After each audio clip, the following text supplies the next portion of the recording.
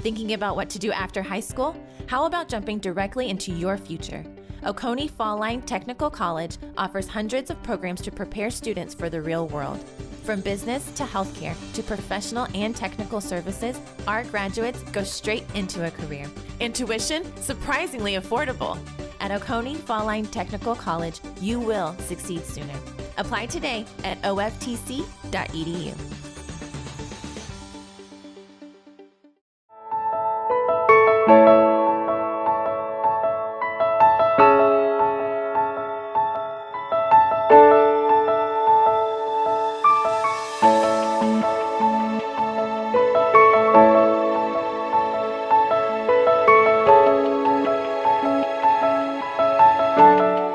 Hey, hello everyone, and welcome into the studios today. You'll recognize John Strickland on the far right over here. Lori Strickland, and Pat is John's mother. And we have a real story for you. You'll see right here in the middle of the set, ladies and gentlemen, a beautiful shadow box. My goodness, a lot of time, a lot of effort, a lot of history has gone into this shadow box here. Recently we had a contest where you could enter your favorite memory, send a photo in of your favorite memory of St. Patrick's. And we celebrated this year together apart with the St. Patrick's Committee with COVID going on. And so we had this photo entered from the Strickland family. And so we're going to let them tell you a little bit about the history of this and what it's all about. So who should we start with? Should we start with you, John? Tell us a little bit. Yeah, I'll tell you, since I made it look so good many years ago. But you know, with St. Patrick's, with the I guess the promotion y'all did, and I was sitting there watching them, scrolling on Facebook, and I said, you know, we got some stuff we can do. So I just out of the blue decided I'd take a picture of the shadow box of my old costume that I wore back in 1973 in the first grade from Miss Shirley Miller's class at Moore Street. But and then Lori said, you know, I actually took another picture and kind of cropped some pictures together of all of us, because my two kids, Robert and Lauren, they actually wore it later on in the 2000s, and we had a niece to wear it as well.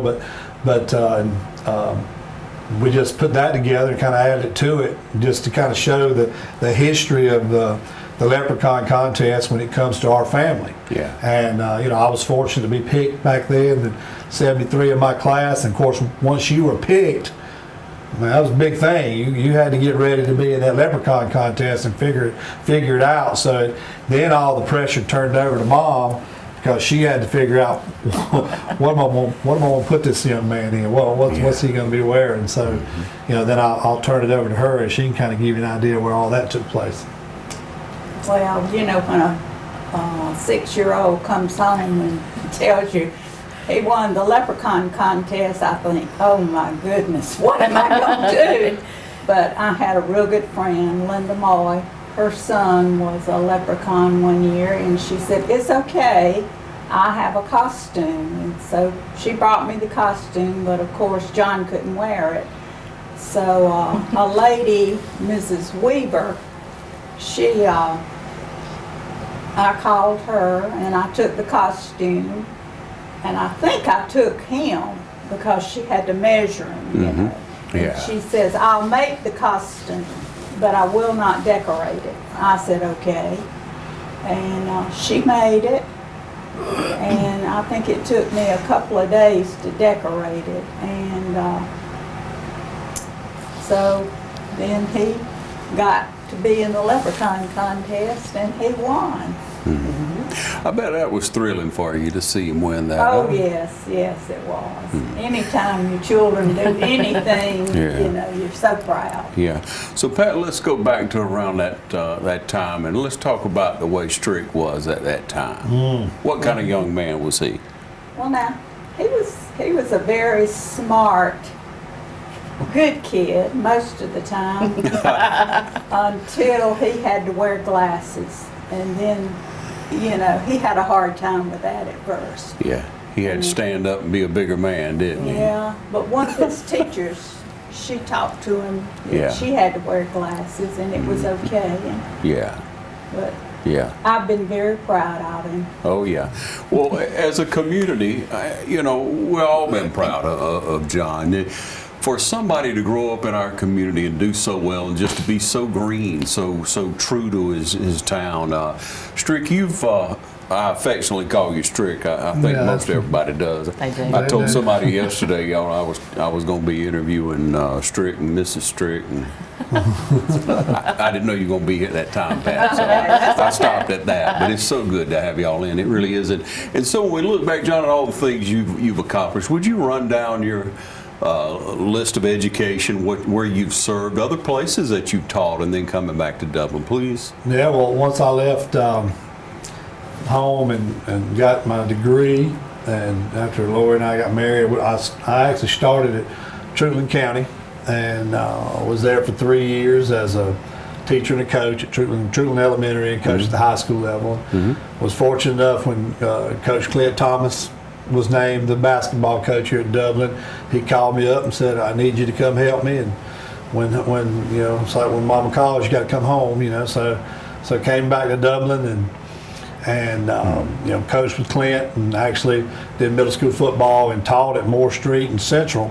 I was actually going between two schools, PE there, and did that for 3 years, and then wound up, moved up with Coach Bars to the varsity with varsity football, and had been a mainstay there for the rest of the time that I coached, and also took over women's basketball, became the head coach there for 3 years. And then I moved over to Saxon, and I really moved to Saxon with Dr. Hooks, kind of opened a spot so my sister could come home, because at the time, Mom and I worked together at Moore Street, and they didn't know if they could handle 3 of the Strickland clan at the time, you know, all together as one. But I moved over to Saxon, which was a great move. Got me with Dr. Hooks, and she forced me, along with my grandmother who recently passed away, Ms. Martha Strickland, to get back in school to get my administration degree.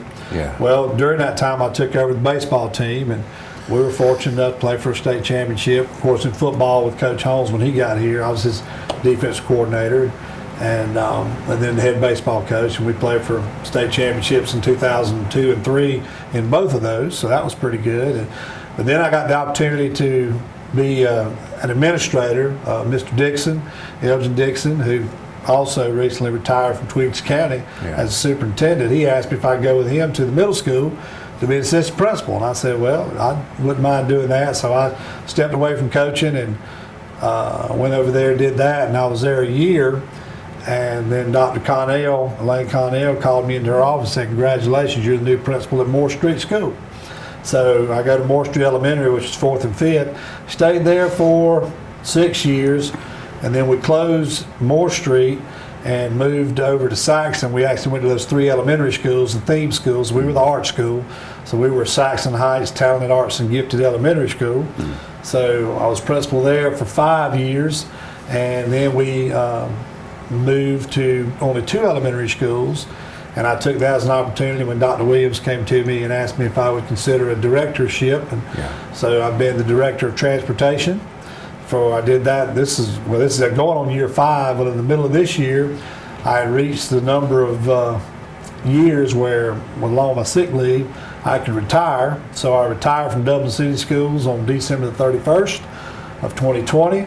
And fortunately, they hired me back, needed some help on February the 22nd of this year. Now I'm back there 49%, still doing buses and CCRPI accountability like I've done in the past. So catches you up, and I'm just kind of hanging on. Yeah, hanging on indeed. Strick, what a great job you've done for our community. If you could count the children's lives that you have affected, thank you for what you've done, really. Oh, we appreciate it. Probably the best accomplishment, though, I may have to say, is you brought Lori to town. That's right. Yeah. So, Lori, when did y'all get together? Recount that. Actually started dating the summer of our junior year, end of our junior year, going into our senior year. So, and we've been together ever since. She couldn't resist. 36 years.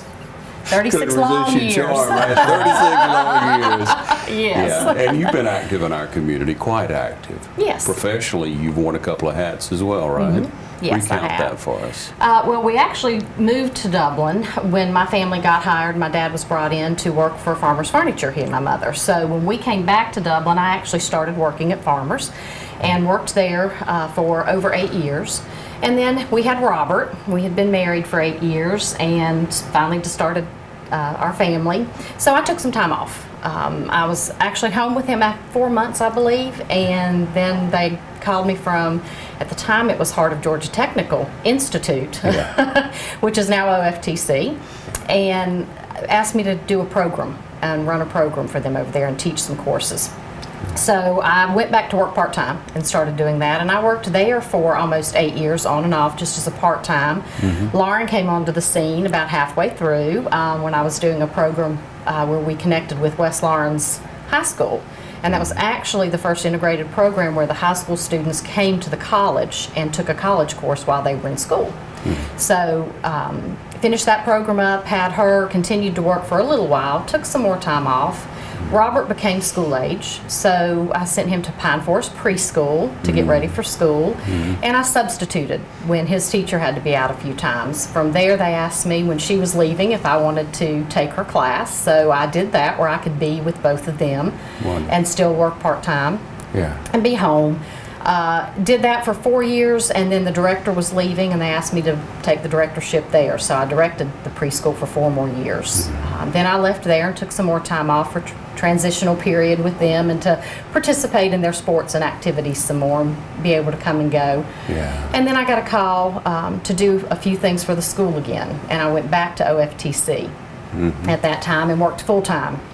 They were at an age where I felt I could do that, and became the director of the continuing education for business and industry division. And I did that for 4 years, and then got a call from Flex Steel, and they wanted me to come and help them with human resources. So I actually got into the human resources more in that field, in that avenue, worked for them for several years. Thought I was going to take a little time off again and transition with college age and doing a few things, and then West Rock. Well, actually, I'm sorry.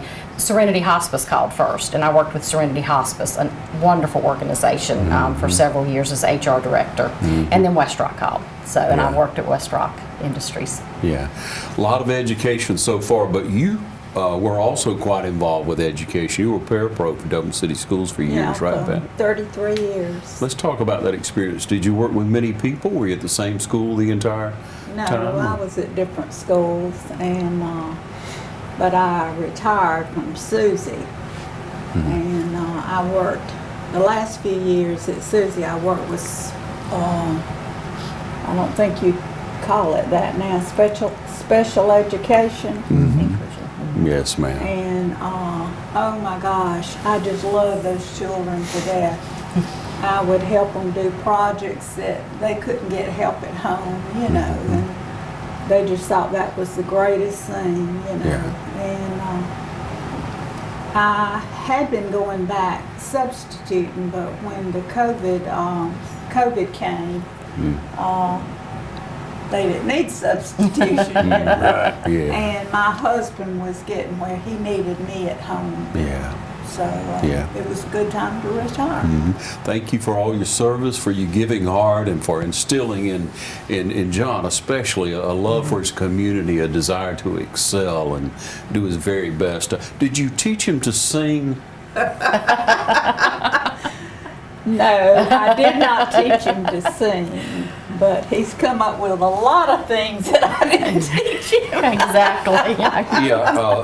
This is Robert here. Yes. So Robert would have been what year? 2000s. First grade. 2004. He was in the first grade, and he took second place.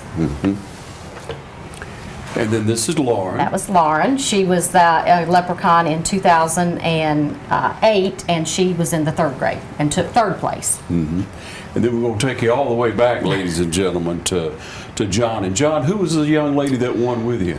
Her name was Julie Price, and now Julie, you're out there because I ran into you that one time at one of the places around Fairview, one of these many procedures I had to do one time, and she just happened to say, "You don't remember me, do you?" And I said, "The face looks familiar." And she said, "You remember when we won the Leprechaun contest?" And I said, "Julie, wow." So it's been a long time, but we were actually in Ms. Shirley Miller's class together, and we took home the top hardware.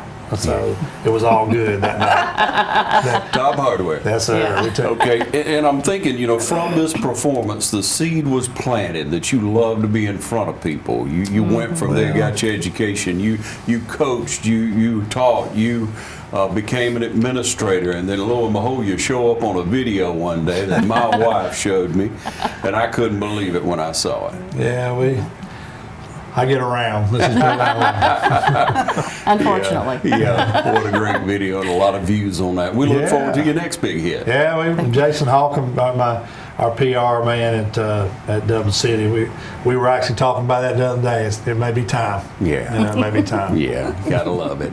We'll take a short break and be back. We're going to continue to talk to the Strickland family. I'm Heath Richter, and we just want to invite everybody to come on down to the Houston Clinic and check us out at our new facility. We've been in Dublin for a while now, obviously, but have a new office here, and we'd just like you to come down and see some of the new stuff we're offering. And if you need to get checked out, we'd be glad to do that for you. We've got able to do some ultrasound-guided injections now, and physical therapy, and just a little bit better space, so hopefully we can get you in and out of here a little bit quicker. Come by and see us today at our brand new location, the Houston Clinic, Medical Drive in Dublin. We understand the value of life, and we want to help you live it to its fullest. At City of Hope Heart and Vascular Center, we're here to make your standard of living our #1 priority. Dr. Collins A. Kortang, MD, FACC, FSCAI, is a 5-board certified cardiologist admired for his empathetic approach to patient care. Dr. K is a former non-commissioned officer of the United States Combat Medical Corps. With the 2nd Infantry Division and the 101st Airborne Division, he's guided by his military values of loyalty, duty, respect, selfless service, honor, integrity, and professionalism. He served his country, and now he's here to stay and serve his community. Dr. K specializes in internal medicine, echocardiography, nuclear cardiology, general adult cardiology, and interventional cardiology. Other areas of expertise include acute and chronic heart attack management, peripheral interventions to save legs from being amputated, heart rhythm abnormalities like atrial fibrillation. At City of Hope Heart and Vascular Center, we do your heart right. Call for an appointment today at 478-353-1970. Accepting new patients and walk-ins. Relax, Dublin. Dr. K and City of Hope has you covered. Dr. Collins A. Kortang, City of Hope Heart and Vascular Center, 207A, Fairview Park Drive in Dublin. Welcome back, everyone. Again, in a photo contest recently over Facebook, we wanted to select someone out of our viewing area, out of the state or throughout. We had entries really from all over, people who grew up in Lawrence County, in Dublin, Lawrence County, who participated in great contests. And so if we look back at all those photographs, and believe me, there were just thousands of them, we chose this because of what you're seeing here, ladies and gentlemen, because of the desire of the family to be a part of our community. John, over the years now, once you won, I'm sure you didn't miss another St. Patrick's festival for sure. You're always a part of it, right? Yeah, pretty much, and especially when I got back home as an administrator for Dublin City, and I always walked with my kids in all the parades, and so we were always walking.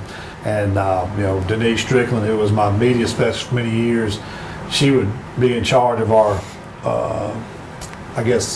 the float that we would put in for our school, and we won many of those as well. So I mean, it was a challenge, but it's just a thing to do in Dublin. Like I was telling you earlier, Lori and I were living in Roswell. I was working at the Roswell Recreation Department, and that's when the guy's name was Ludlow Porch from WSB, and he'd do his broadcast from down. He'd always come, to the Leprechaun, or not to Leprechaun, but to St. Patrick's Festival. Right. I got tickled, and I heard him there, and I was sitting in my office up in Roswell, and I called in one day, and he said, "This is John from Roswell, and how you doing, John?" I said, "Well, Ludlow," I said, "you are actually talking to a former Leprechaun contest winner from Dublin, Georgia, here in Roswell." And man, we talked for 45 minutes. He was saying, people don't realize how important and how well known that the Dublin St. Patrick's Festival is, and the fact we haven't had it for 2 years, it's caused a lot of withdrawals for folks. Let's just be honest. For sure. We're still having, you got the St. Patrick's the pancake supper coming up here soon, here in April. That's you know, these are just traditions that have had, and you're trying to find ways to make it happen to give a sense of normalcy right now, and it's just so important. And you know, we've been fortunate, you know, with our kids have been in the parades and things like that. And I mean, it's just a thing to do, man. I'm telling you, the Arts and Crafts Festival. I mean, you can't go wrong with all the stuff that goes on. Right. So, Lori, you've been involved since you came here. Obviously, you know, Strick educated you in a hurry. Yes. And got you involved, right? What are yeah. some of your most favorite events that you've been able to attend or been a part of with your children, family? Well, the pancake supper. We used to never miss a pancake supper. And, of course, the leprechaun contest. Even before we had children and he was working in the school system, we would go and support for the children that he taught. But the Arts and Crafts Festival, I think, is probably my favorite. Balloon Fest, I like the balloon and the lighting of the balloons and all. We've taken the kids out and we drive through and see that when that takes place. So just a lot of different special, you know, walking and I walk, they run, I walk at a fast pace in the road races. That's something that we had just started back doing. We had kind of dwindled from that, but the kids kind of urged us to get back out, and it's good exercise and participation. So, but we have pictures when they were little, them in their strollers, you know, and we would participate. So. You did Miss St. Patrick's one year, didn't you? Oh, yeah, I did. Yeah. Forgot about that. That was a lot of fun, though. So there's just a lot. It's kind of hard to narrow it down to one. Yeah, it really is. Pat, we could go back and we could think about some of the first ones, but of course putting together this shadow box, who actually put the shadow box together? Lori. Lori did. So Lori, let's talk about the components in it. Let's talk about everything that's in there. Okay. Well, the reason we shadow boxed it, it's a tradition for the community, really, not just our family, because Pat can attest, after John wore it and won, several different families throughout the years were reaching out and didn't have costumes, and so it was loaned out several times, and generally I believe every time it was loaned out, won or placed. So it's got a good standing tradition of never letting anybody down throughout the years.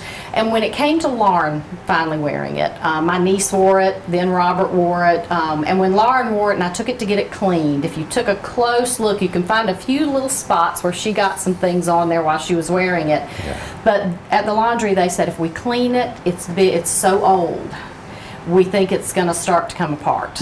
And I just couldn't bear that. It had too much history behind it, so I brought it home and I said, well, let me think about it. And it just hit me that, you know, we need to keep it, and storing it where nobody can see it or enjoy it didn't do anything. You know, nobody was going to be able to remember the history that went along with it. So I decided to shadow box it. So I took it down to Tomorrow's Heirlooms, and Mr. Hall took a look at it with me. He was doing the framing and all at the time. And we decided we were going to shadow box it. And it took a lot because of the components of the outfit, the size of the outfit. We had to get it down to a more manageable size to hang. So the pants are actually longer than they look, but Mr. Hall did a wonderful job sort of tucking them up and making them look like shorts instead of pantaloon length pants. And placed it in a way where he could fit all of the components, the money bag, and the entire outfit, the shoes, the hat, and the shillelagh, which was John's great grandmother's. So in order to fit everything and the thickness of the shillelagh, we wanted that in there for the family component as well as the tradition of the costume. Mr. Hall ended up having to order 2 frames, identical frames, and he then had to painstakingly shave off the top of one to attach and the back of the other to attach them together to make it thick enough. So it's actually 2 frames put together to accommodate the outfit. And once he did that, then I bought a hall table that sits up underneath it, and the trophies and the pictures sit on that, and the picture hangs up on the wall. So that's wonderful. It's almost 50 years old. Almost 50 years old. 48. 48 years. Wow. So, little John, and look at him now. I know. Not so little. Hey, what an accomplishment, though, through life. And thank you all for bringing this in, for sharing it, first of all, online, ladies and gentlemen, because so many times people will sit back on such a cherished memory and not share it, but it means so much to us, to the community. We wanted to have you all to come in and really just share the story and share this for you all out there, ladies and gentlemen, because we will start celebrating again. We'll celebrate together. We trust it'll be in the coming year. And Hope so. from there forward, we can look back and know that we've gone through all this together. Now, we've taken time to recount memories, precious memories like this, and so we encourage you to be a part of the St. Patrick's Festival in the years to come. Get your family involved. Build a history like this for your family. It really means so much to our community, of course, you know, and you can be a part of that if you haven't been. People all over do know about the St. Patrick's Festival. When you run into people somewhere, they bring up, that's where they're saying you have a great St. Patrick's Festival. So many people have been through. Matter of fact, the year that you were the leprechaun, Jimmy Carter came through, and so you know that was notable at that time. But we had many people come through since that time. Many performers come from other countries, from other areas. Dignitaries come through. So we're looking forward to celebrating again. But until then, we'll continue to relish memories like these. So as a winner, we're given a $500 prize. Wow. And so you all have won the $500 prize. I'm assuming Pat's going to receive the check. That's right. That's right. I want my children to have it. To enjoy it. Yes. There you go. And therefore our children will enjoy it. So they're our grandchildren. But thank you so much for sharing and for being such a benefit for our community. No, we appreciate the opportunity. Yeah. It was a great opportunity to be able to share it. It was neat just to see all the other pictures. I mean, that people were putting in. So just the whole promotion thing was a good idea. So good job, y'all. And I appreciate my children want me to be involved. Well, thank you all for joining us. Thank you for joining us right here on TV35.